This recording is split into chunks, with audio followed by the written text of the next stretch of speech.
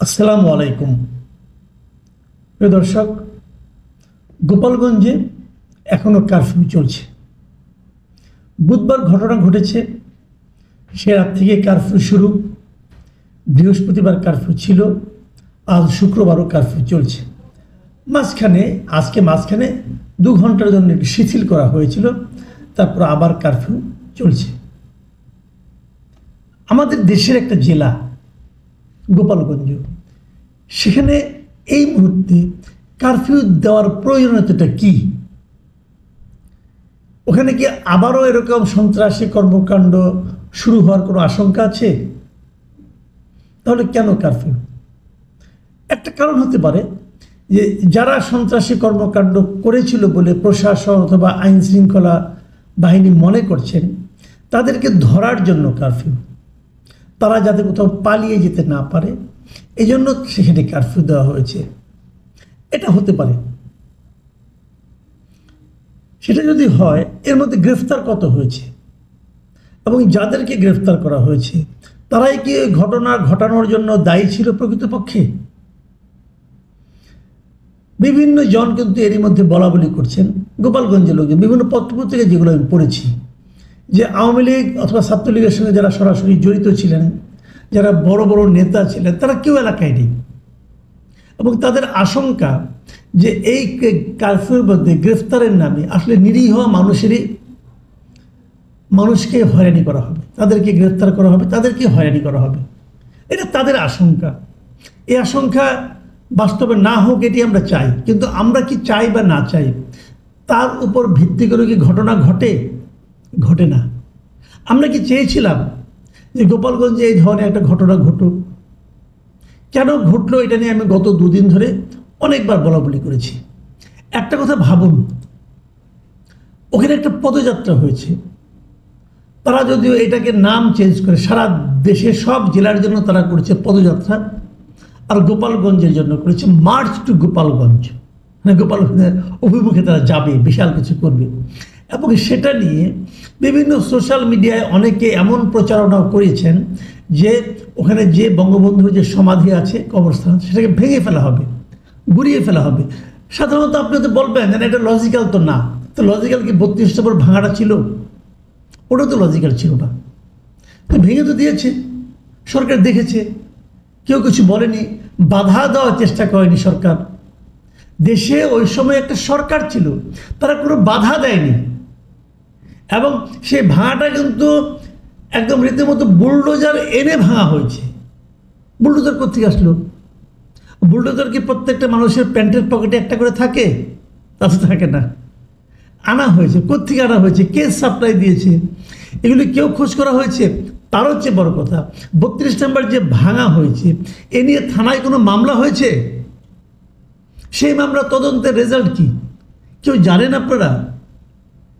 তো যদি টঙ্গিপাড়া তো একই ঘটনা ঘটতো, একটা সমাধি, একটা কবর, সেটাকে যদি ভেঙে দেওয়া হতো, কবরকে কেন্দ্র করে যে স্থাপনা, সব যদি ভেঙে গুড়িয়ে দেওয়া হতো, কেউ ফিরাতো? কিছু হতো?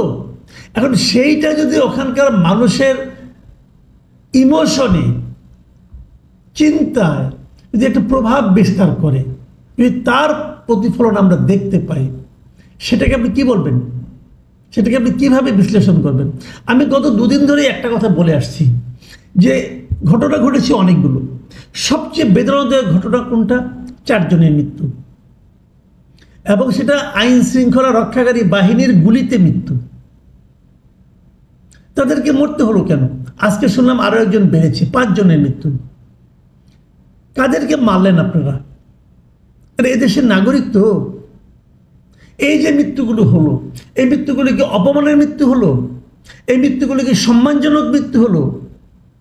সম্মানজনক যে হয়নি, অথবা এই রাষ্ট্র যে এই মৃত্যুগুলো নিয়ে মিনিমাম শোকাহত নয়, মিনিমাম ফিলিংস তাদের মধ্যে কাজ করছে না, তার বড় প্রমাণ হলো এই কোনো একটা মৃত্যুর ময়নাতদন্ত হয়নি, পুলিশ সুরথাল রিপোর্ট তৈরি করেনি, দাফন হয়ে গেছে, দ্রুতবেগে দাফন দিতে বাধ্য করা হয়েছে। কেন? তারা কি করেছিল? তাদের ফ্যামিলির সঙ্গে দেখলাম, তাদের ফ্যামিলি বক্তব্য নিয়ে আজকে বিভিন্ন পত্রপত্রিকায় লেখা দেখলাম। এই যে 4 জন মারা গিয়েছে, এই 4 জনের পরিবারই বলেছে যে তারা আগে কোনো রাজনীতি করতেন না। এই সোহেল মোল্লা, দীপ্ত সাহা, ইমন তালুকদার, রমজান কাজী, এদের সকলের পরিবারের দাবি যে তাদের পরিবারের এই সদস্য কোনো রাজনীতি করতেন না। কেউ রিক্সা চালাতেন, কেউ দোকানদারি করতেন, মানে আপনার ইলেকট্রনিক্সের দোকান ছিল, দোকানদারি করতেন, এরকম সাধারণ মানুষ ছিল তারা। তো তাদের মৃত্যুর জন্য কারোর মধ্যে কোনো দুঃখবোধ নাই। তারা কি অস্ত্র হাতে ছিল? যারা আহত হয়েছে, নিহত হয়েছে, সবাই কিন্তু গুলিতে আহত নিহত হয়েছে। কাদের গুলিতে? পুলিশের গুলিতে, আর্মির গুলিতে। বিপরীত দিক থেকে ওরা কি কারো গুলি করে কাউকে আহত করেছিল?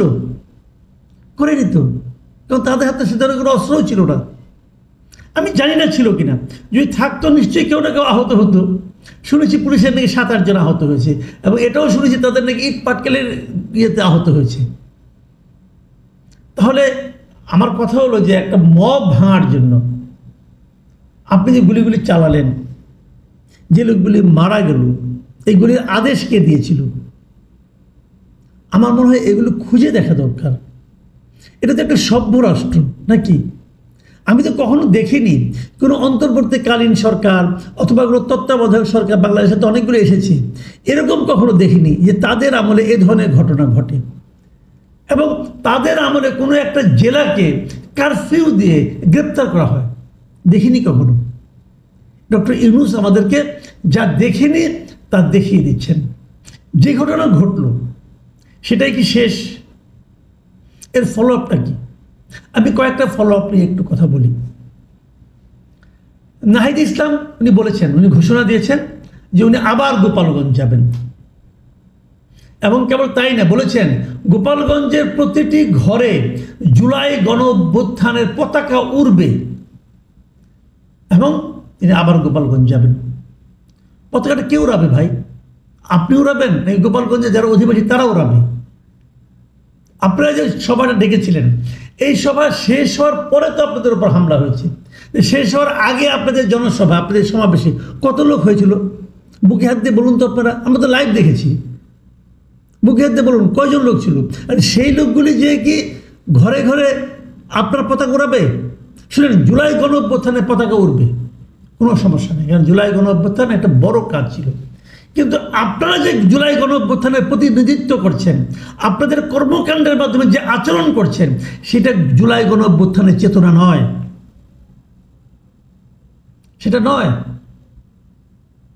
আপনারা যেভাবে ঘরে ঘরে হিংসা ছড়িয়ে দিচ্ছেন, মানুষের মধ্যে বিভক্তি তৈরি করছেন, সেটা জুলাই গণঅভ্যুত্থানের চেতনা নয়।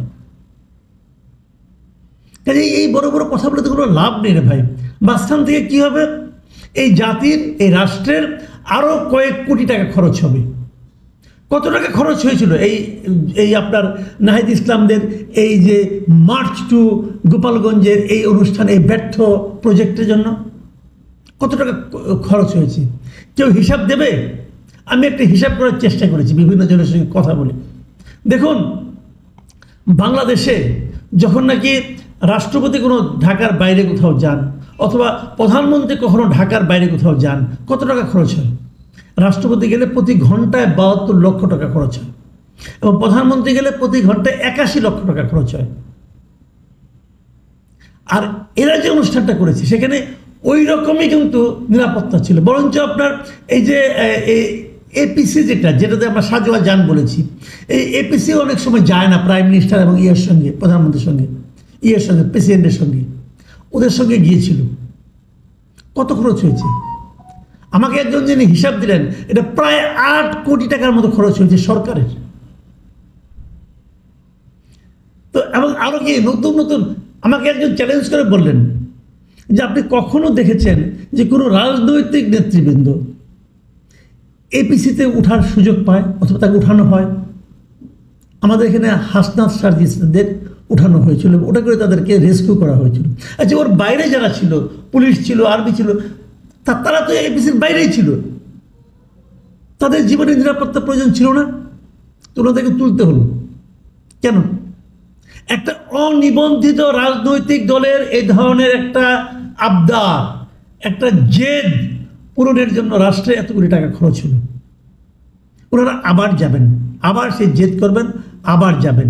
এবার হয়তো আরও লট বহন নিয়ে যাবেন, আরও বেশি সাজোয়া যান নিয়ে যাবেন, হয়তো সাজোয়া যানের মধ্যে বসে বসেই বক্তৃতা করবেন, কি করবেন জানি না, আরও খরচ হবে। এবার হয়তো পারবেন, প্রতিটা ঘরের সামনে যদি পুলিশ রাখেন, আর্মি রাখেন, হয়তো তারা সেই ফ্ল্যাগ উড়াতে পারবেন। এসে বলবেন যে শেখ মুজিবের জন্মস্থানে প্রত্যেকটা ঘরে যে মুজিববাদের মুর্দাবাদ করে বলে এসেছি এবং তাদের সেই ফ্ল্যাগ উড়িয়ে এসেছি। কিন্তু এতে সবচেয়ে বড় কথা হলো কি, এতে লাভটা কি হবে? এই যে হাসনাত আবদুল্লাহ বললেন যে মুজিবের জন্মভূমিতে দাঁড়িয়ে মুজিববাদ মুর্দাবাদ বলে এসেছি, এতে জাতির লাভটা কি হয়েছে ভাই? সাদি সালাম আপনাকেও বলি, আপনার কি লাভ হয়েছে? দেশের মানুষ কি আপনাদের প্রতি তাদের সম্মান আরও বাড়িয়েছে? ভালোবাসা দেশের মানুষের মধ্যে কি বেড়ে গেছে আপনাদের জন্য? বাড়েনি, বরং ভয় বেড়েছে, আতঙ্ক বেড়েছে। মানুষ আপনাদেরকে ভয় পাবে, ভালোবাসবে না। মানুষের ভালোবাসা অর্জন করার চেষ্টা করুন, মানুষকে ভয় দেখাবেন না। ভয় দেখে কোনো লাভ হয় না রে ভাই। শেখ হাসিনা মানুষকে ভয় দেখাতো, কিছু হলে ধরে নিয়ে যাবো, মেরে ফেলবো, কেটে ফেলবো, এদের ভয় দেখাতো। সেই ভয়ের রেজাল্ট কি হয়েছে আপনারা জানেন। আপনারা তো মাত্রই ওদেরকে সরিয়ে এসেছেন। আপনাদের মধ্যে এই চিন্তাগুলো এত দ্রুত কীভাবে আপনারা ভুলে যান কীভাবে, এটা তো বুঝি না। এটা দগদগে ঘাড় মতো আপনাদের সামনে একটা উদাহরণ আছে। সেই উদাহরণ থেকে কেন আপনারা শিক্ষা নেন না? আপনারা শেখ হাসিনার বিরুদ্ধে লড়াই করেছেন, শেখ মুজিবের বিরুদ্ধে নয়। শেখ মুজিব এবং শেখ হাসিনা এক নয়। শেখ হাসিনার আওয়ামী লীগ এবং বঙ্গবন্ধুর আওয়ামী লীগ এক নয়। এইগুলো যদি আপনারা চালাতে থাকেন আগামীতে, আমার মনে হয় সাধারণ মানুষ আপনাদের কতটুকু গ্রহণ করবে এটা নিয়ে কিন্তু আমার মধ্যে দ্বিধা তৈরি হয়েছে। আমি অবশ্যই চাইব যে এই এনসিপি সাধারণ মানুষের মনের মধ্যে ঢুকে যাক। আমরা চাইব, আমরা সবসময় একটা বিকল্প রাজনৈতিক শক্তি খুঁজেছি, আমি নিজেও খুঁজেছি। আমি চেয়েছি যে এই তরুণরা ভালো কিছু করুক। সেই সম্ভাবনা আপনারা নিজেরাই নষ্ট করে দিয়েন না প্লিজ। হিংসা তৈরি করে কিছু অর্জন করা যায় না। মানুষকে ভালোবাসতে উদ্বুদ্ধ করুন। আপনারা ভাবুন, এই যে আপনারা বললেন যে একদম ঢালাওভাবে গোপালগঞ্জের কথা বলেন, গোপালগঞ্জের লোক, গোপালগঞ্জে আওয়ামী লীগের লোকজন আপনাদেরকে প্রতিহত করেছে। ভাবুন তো, বেশি দিন আগে নয়, এই বছরের ফেব্রুয়ারি মাসে এই গোপালগঞ্জে জামাত ইসলাম যে মিটিং করে এসেছে, তাদেরকে তো কেউ, তাদের জনসভাতে কোনো ভাঙচুর হয়নি। আপনাদেরটা হলো কেন? ওই উস্কানি দেওয়ার কারণে হয়েছে। জামাত তার রাজনীতির কথা বলেছে, জামাত কাউকে উস্কানি দেয়নি। অথচ আওয়ামী লীগের শত্রুতার দিক থেকে জামাত বড় শত্রু, কোথায় তাদের জামাতকে মিটিং করতে দিয়েছে। তো আপনাদের নিয়ে ঝামেলাটা হলো কেন? হলো একটা কারণেই, যে আপনারা উস্কানি দিয়েছেন। হয়তো আপনারা চেয়েছেন যে এরকম কিছু ঘটুক, ঘটলে পরে এটাকে পুঁজি করে নির্বাচন পেছানোর একটা অজুহাত পাওয়া যাবে।